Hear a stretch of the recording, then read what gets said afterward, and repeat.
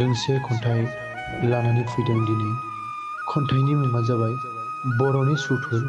बिखौ लिरदों बिथां समिर बर'। बिथांनि गामिया जाबाय थाइगिरबारि। बे खन्थाइखौ होगोन जावलिया इउटुब चेनेलनि गेजेरजों। जागायबाय। आय' बर'नि सुथुर, आय' बर'नि सुथुरा दाबो जोबनो थांला। बिटिआर जानायनि उनावबो सुथुरानो माथो जोबनो थांला।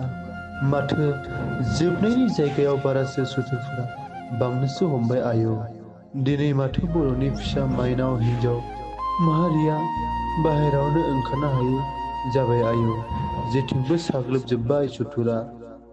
मालाबा खोनायो बर' सेंग्राखौ बुथारनाय दानथारनाय, मालाबा खोनायो बर' फिसा हिन्जाव माहारिखौ जिनाहारि खालामनाय।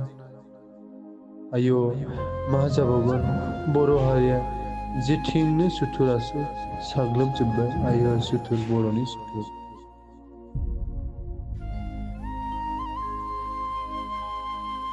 भिडिअखौ मोजां मोनदोंब्ला लाइक, शेयार आरो कमेन्ट खालामदो। लोगोसे जोंनि जावलिया सिमां इउटुब चेनेलखौ साबस्क्राइब खालामदो आरो फेसबुकआव नायदोंब्ला जोंनि जावलिया सिमां फेसबुक पेजखौ लाइक, फल' खालामदो। एसेनोसै, गोजोन्थों।